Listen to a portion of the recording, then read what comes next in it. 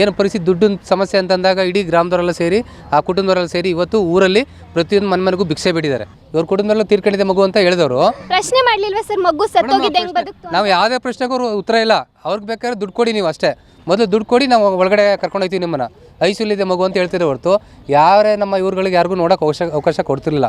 ಹಾಗಾಗಿ ಸಂಪೂರ್ಣವಾಗಿ ಏನು ಬೃಂದಾವನ ಆಸ್ಪತ್ರೆಯವರು ಮಾನವೀಯತೆಯನ್ನು ಮರೆತು ಮಗುವಿಂದ ಪೋಷಕ ನಾವ್ಯಾರು ಮುಖಂಡಗಳು ಗ್ರಾಮಸ್ಥರು ಬಂದು ಪ್ರತಿಭಟನೆ ಮಾಡಲಿಲ್ಲ ಅಂದಿದ್ರೆ ಅವ್ರ ಹತ್ರ 10 ರಿಂದ 20 ಲಕ್ಷ ವಸೂಲು ಮಾಡ್ತಾರೆ ಏನೋ ಗೊತ್ತಿಲ್ಲ. ಅದೆಷ್ಟೋ ಘಟನೆಗಳು ಆ ಥರ ಮಾಡಿದರೆ ಗೊತ್ತಿಲ್ಲ. ಏನಿವತ್ತು ನಾವು ಹಿಂದೆ ನಾವು ಮೂವಿಲಿ ನೋಡಿದ್ದೀವಿ, ಡೆಡ್ ಬಾಡಿ ತಗೊಂಡು ಇಟ್ಕೊಂಡು ದುಡ್ಡು ಕೀಳ ಅಂತ ಒಂದು ಪರಿಸ್ಥಿತಿ ಮನೋಭಾವ ಇರೋಂಥದ್ದು ಬೃಂದಾವನ ಆಸ್ಪತ್ರೆ ಆಡಳಿತ ಮಂಡಳಿ ಮಾಡಿದ್ದಾರೆ ಮೇಡಮ್. ಇವತ್ತು ಬೆಳಿಗ್ಗೆ ಒಂದು ರೌಂಡ್ ಬಂದಾಗ 1 ಲಕ್ಷ ರೂಪಾಯಿನ ಭಿಕ್ಷೆ ಬೇಡಿ ದುಡ್ಡನ್ನು ತಂದರು. ಬೃಂದಾವನ ಆಸ್ಪತ್ರೆ ಬಂದಾಗ ನಾವು ಕೇಳಿದಾಗ 1.80 ಹೇಳಿದ್ರೆ ನೀವು ಯಾವ ಆಧಾರದ ಮೇಲೆ ಏನು ಟ್ರೀಟ್ಮೆಂಟ್ ಕೊಡ್ತೀರಿ ಕೊಡಿ ಅಂತ ನಾವು ಎಲ್ಲರೂ ಕೂಡ ಗಲಾಟೆ ಮಾಡಿದ ಸಂದರ್ಭದಲ್ಲಿ ಅವರು ಇಲ್ಲ ನಾವೇನಿಲ್ಲ, ನಾವು ಮಗು ಕೊಡ್ಬೇಕಂದ್ರೆ ದುಡ್ಡು ಕಟ್ಟಿ ಅಂತೇಳಿ ಒತ್ತಾಯ ಮಾಡಿದ್ರು. ಕೊನೆಗೆ ನಾವು ಇಲ್ಲ ಇದು ತುಂಬ ಮೋಸ ಮಾಡ್ತಿದ್ದಾರೆ ಅಂತೇಳಿ ನಾವು ಪ್ರತಿಭಟನೆ ಮಾಡ್ತೀವಿ ಅಂತೇಳಿ ಅಲ್ಲಿ ಧರಣಿ ಕೂಡೋಕ್ಕೆ ಪ್ರಾರಂಭ ಮಾಡೋದು ಎಲ್ಲ ನಮ್ಮ ಮುಖಂಡಗಳು ಗ್ರಾಮಸ್ಥರು. ನಾವು ಯಾವಾಗ ಬೃಂದಾವನ ಆಸ್ಪತ್ರೆ ಮುಂಭಾಗ ನಾವು ಪ್ರತಿಭಟನೆ ಮಾಡ್ತೀವಿ ಅಂತೇಳಿ ಎಲ್ಲರೂ ಕೂರಕ್ಕೆ ಸ್ಟಾರ್ಟ್ ಮಾಡೋದು.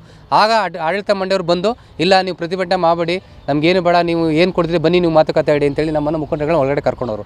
ಕರ್ಕೊಂಡು ಹೇಳ್ತಾರೆ 1.80 ಆಗಿದೆ, 1.17 ಕಟ್ಟಿ ಅಂತ. ಸರ್ ಅವರು ತುಂಬ ಕಡುಬಡವರು, ಭಿಕ್ಷೆ ಬೇಡಿ ತಂದಿರ ಅಂತ ಅಮೌಂಟು, ನೀವು ಮಗುಗೆ ಏನು ಟ್ರೀಟ್ಮೆಂಟ್ ಕೊಟ್ಟಿದ್ದೀರಾ? ನೀವು ಮೊನ್ನೆ ಮಗು ಸತ್ತೋಯ್ತು ಅಂತ ಹೇಳ್ತಿದ್ದೀರಿ, ನೀವು 1 ಲಕ್ಷ ಹೇಳಿದ್ರಿ ಫಸ್ಟ್ ಪ್ರಾರಂಭದಲ್ಲಿ.